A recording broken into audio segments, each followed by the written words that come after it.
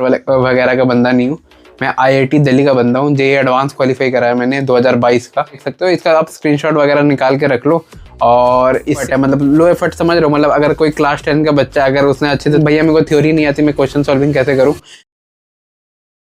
नमस्कार दोस्तों, मेरा नाम रोहित शॉ है। करेंटली मैं आईआईटी दिल्ली के मैथमेटिक्स एंड कंप्यूटिंग ब्रांच का स्टूडेंट हूँ।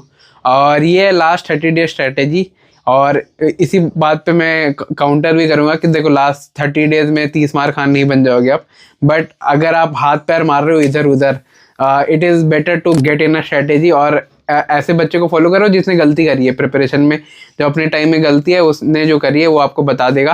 तो जो लास्ट 30 डेज में जो पैनिक वाले टाइम होता है ना, और आपका सिलेबस वगैरह कंप्लीट नहीं होता, बहुत डर लगता है, तो उस टाइम कैसे क्या डील करना होता है, एक जो ऑलरेडी क्वालिफाइड कैंडिडेट है वो आपको ज़्यादा अच्छा समझा पाए।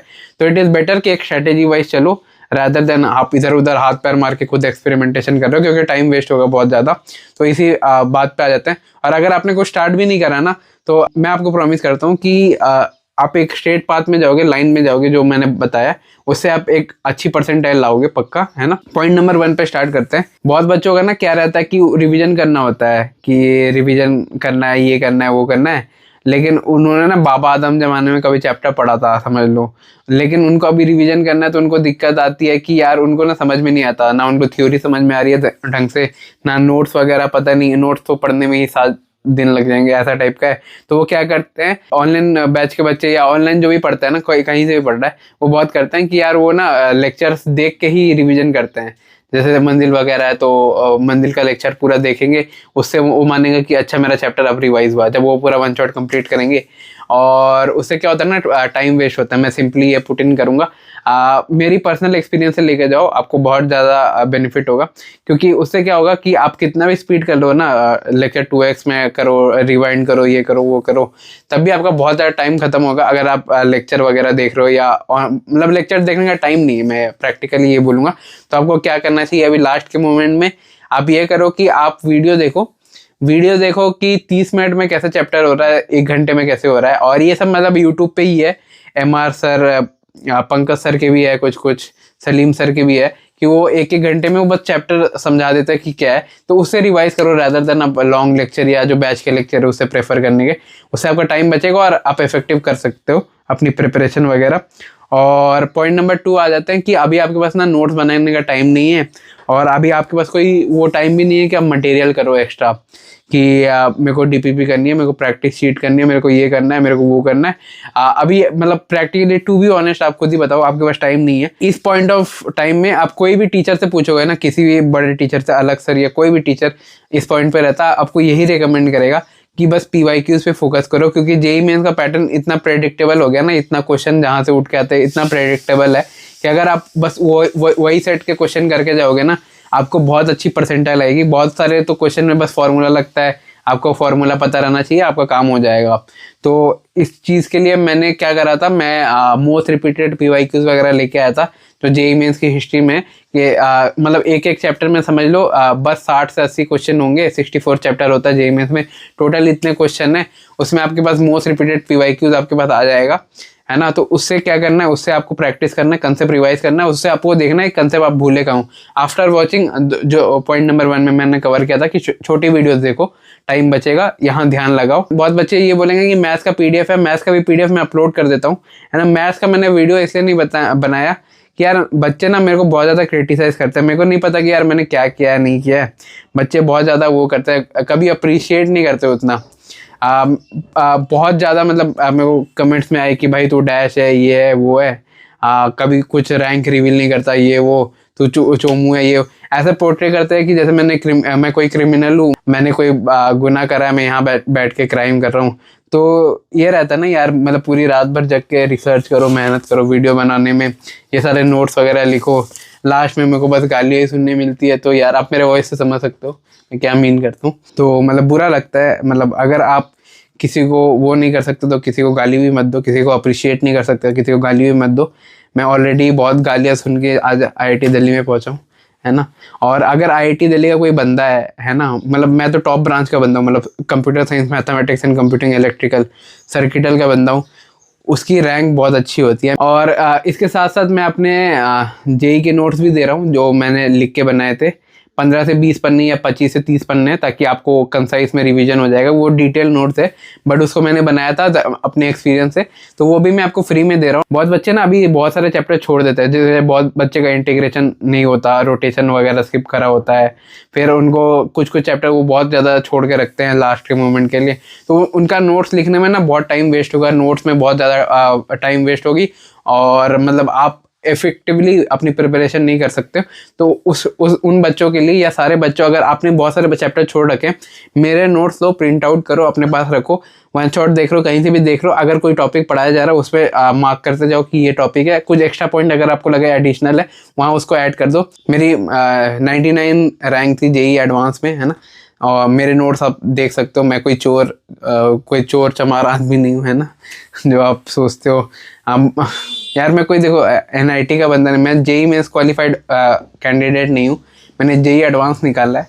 जेई एडवांस बहुत बड़ी चीज़ होती है, आपको भी पता होगा। मेंस नहीं, मैं कोई एनआईटी कुरुक्षेत्र, एनआईटी जालंधर वगैरह का बंदा नहीं हूँ, मैं आईआईटी दिल्ली का बंदा हूँ। जेई एडवांस क्वालिफाई करा है मैंने 2022 का, है ना, आज मैं इस पोजीशन में हूँ। हाँ, तो आप ये सब चेकआउट कर सकते हो, क्रेडिबिलिटी है, मैं आपको बता रहा हूँ। तो जैसे ही आप पीवाईक्यू वगैरह देते हो, तो आप इन जनरल मतलब प्रैक्टिस टेस्ट दोगे, या तो फिर टेस्ट सीरीज वगैरह देखोगे।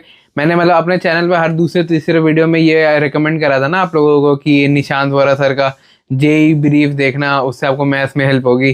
तो जो कि मतलब बच्चों को हेल्प भी हुई, आप कमेंट में देख लेना।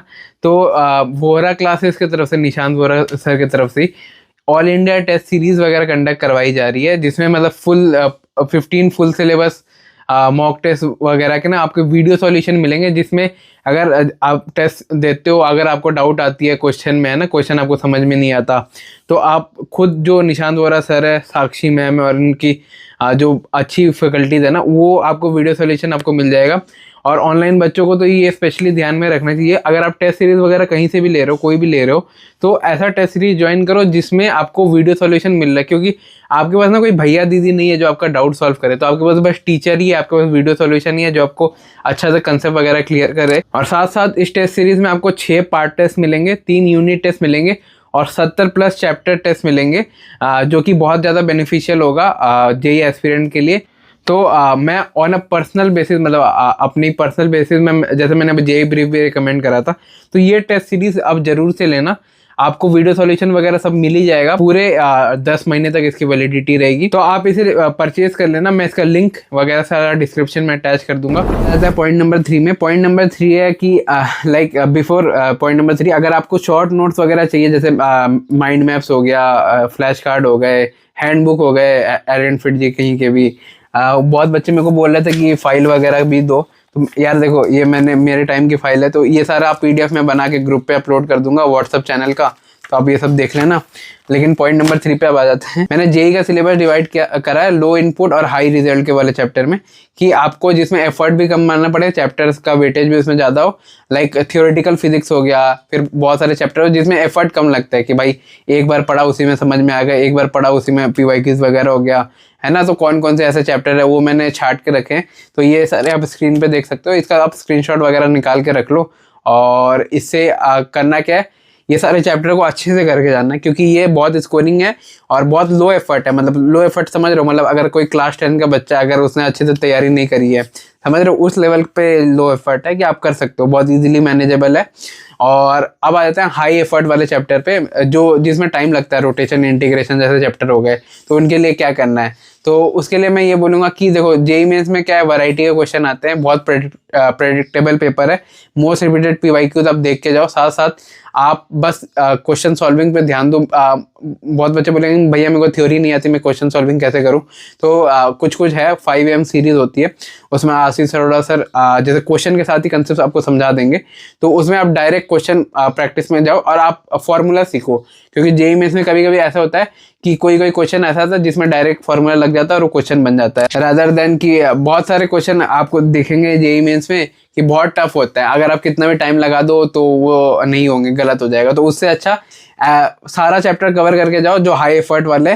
प्लेलिस्ट में आपको बता दूंगा पिन कमेंट में, और केमिस्ट्री मैथ्स का मैं आपको पिन कमेंट में बता दूंगा। मैंने 5am सीरीज फॉलो करी थी, केमिस्ट्री मेरा स्ट्रॉन्ग था, मैथ्स भी मेरे को अच्छे से आता था थोड़ा बहुत, है ना।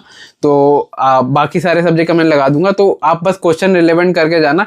लो एफर्ट पे पूरा ध्यान देना, हाई एफर्ट्स को छोड़ के जाना कि आप उसमें बस वो रेलेवेंट चीज़ें करो और फॉर्मूला बेस्ड पढ़ाई करो। उसमें ज़्यादा डिटेल में घुसने की ज़रूरत नहीं है कि अच्छा ये हुआ, ज़्यादा पेचीदा क्वेश्चन करने की ज़रूरत नहीं है रोटेशन की, क्योंकि वो आपको कहीं से भी मार्क्स नहीं देगा। एग्जाम में अगर आता है, अगर आपका दिमाग ब्लैंक हो गया ना, आपका ये भी छूटेगा वो भी छूटेगा और अब इस रेस से बाहर हो जाओगे। तो ये सारी चीज़ें फॉलो करो। और अगर मेरे को कोई किसी चीज़ बताने में मैं कंफर्टेबल नहीं हूँ ना बच्चों, तो यार मेरे को वैसा मत करो कि मैं कोई क्राइम कर रहा हूँ, है ना। मेरे को मतलब जेन्युइनली अगर मन नहीं है बताने का, मेरे को ऐसे गालियाँ मत दिया करो। अगर अप्रिशिएट नहीं कर सकते तो ऐसा डीमीन मत करो कि मैं आपका भाई हूँ, मतलब कितना भी कर लूँ, भाई हूँ आपका जैसा भी हूँ, है ना। मिलता हूँ किसी और वीडियो में, बाय बाय।